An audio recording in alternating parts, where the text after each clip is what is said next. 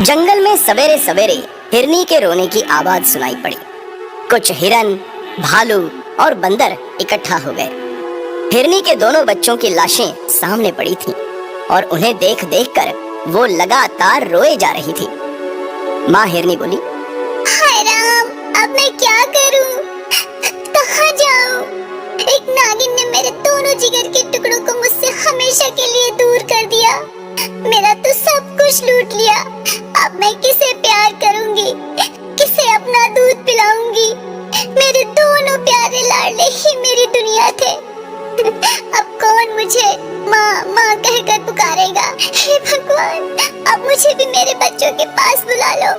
एक हिरनी बोली, ऊपर वाले की मर्जी के सामने किसकी चलती है? वही देता है, वही लेता है। हम तो खिलाड़ी हैं, वही विजेता है। हमेशा उसकी मर्जी की ही जीत होती है। माँ हिरनी बोली, जब लेना ही था तो उसने दिया ही क्यों? एक झटके में सारी खुशियों को छीन लिया। भालू बोला, दोनों बच्चे एक साथ, ये सब कैसे हुआ? माँ हिरनी बोली, आज सवेरे सवेरे बच्चों ने दूध पिया और पास में झाड़ियों के पास खेलने लगे। अचानक एक जहरीली नागिन ने बड़े को डस लिया। बड़ा चिल्लाया तो छोटा भी उसके पास आ गया। छोटे ने गुस्से में नागिन को मारना चाहा तो जालिम नागिन ने उसे भी काट लिया और भाग गई। उस नागिन ने मेरे दोनों बच्चे मुझसे हमेशा के लिए छीन लिए। भालू बोला, बहन, ये तो बहुत बुरा हुआ। वैद्य काका आ गए हैं, वो दोनों बच्चों की नाड़ी देखना चाहते हैं। एक बंदर बोला, हाँ हाँ, देख लीजिए। एक बुजुर्ग भालू वैद्य ने दोनों बच्चों की नब्ज देखी और उन्होंने नकारात्मक इशारे से सर झुका दिया। माँ हिरनी उन्हें देखकर फिर से रोने लगी। दोनों मासूम बच्चों की लाश सामने पड़ी थी और ऐसा लग रहा था जैसे दोनों सो रहे हों। मौत ने तो उन्हें हमेशा के लिए सुला ही दिया था। आसपास सभी जानवरों की आंखें नम हो गई थीं। एक हिरनी बोली, हम लोगों की भी क्या किस्मत है, हमेशा मौत के साए में जीते रहते हैं। कोई नहीं जानता कि किस रूप में मौत आएगी और किसको ले जाएगी। मौत कभी भी किसी की भी गोद सूनी कर देती है और किसी को भी अनाथ बना देती है। दूसरी हिरनी बोली, बहन, हिम्मत से काम लो। सभी जानवर हमदर्दी दिखाकर चले गए। हिरनी बेचारी न भूलने वाले दुख के साथ सिसकती पड़ी रही। वो कुछ खा पी नहीं रही थी। एक हाथी उसके पास आया। हिरनी बहन, कब तक ऐसे करोगी? अब कुछ खा पी लो। ईश्वर तुम्हें सब कुछ सहने की शक्ति भी दे, यही मेरी प्रार्थना है। ये लो, कुछ चारा लाया हूँ, खा लो।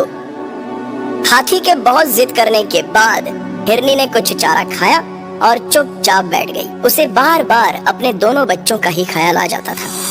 कुछ दिन बीत गए। अचानक उसी झाड़ी से कुछ नागिन के बच्चे बाहर आ गए।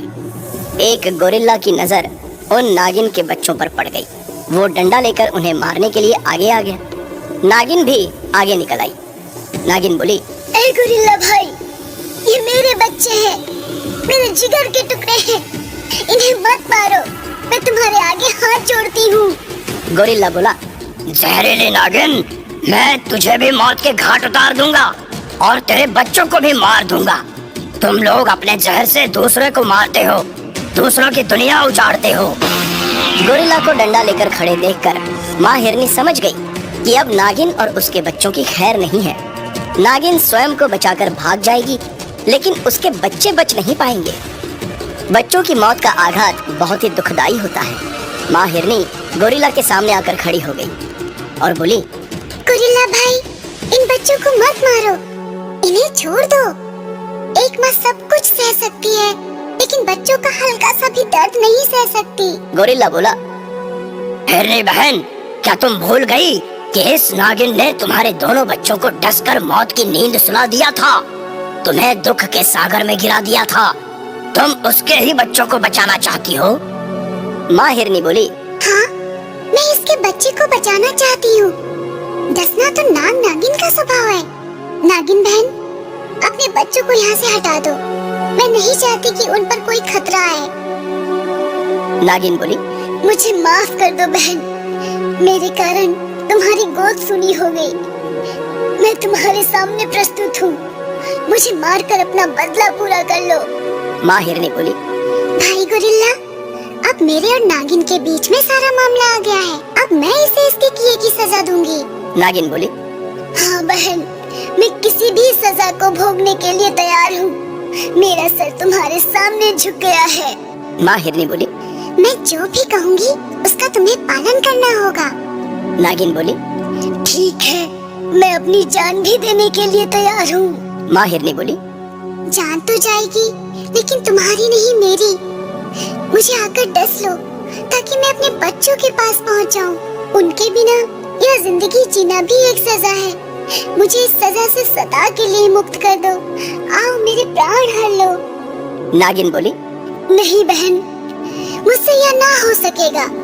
मैं अपने प्राण देना चाहती हूँ, लेकिन तुम्हारे प्राण लेने की बात तो मैं सपने में भी नहीं सोच सकती हूँ। माँ हिरनी का ये अनोखा रूप जंगल में किसी जानवर ने नहीं देखा था। उसके अंदर संतान प्रेम के साथ साथ अद्वितीय दया भाव भी था, जो अपनी संतान की दुश्मन के भी प्राण नहीं लेना चाहती थी। नागिन बार बार सर झुकाकर माँ हिरनी के चरणों में प्रणाम करती रही। हमारे साथ जुड़े रहने के लिए हमारे चैनल को अभी सब्सक्राइब करें।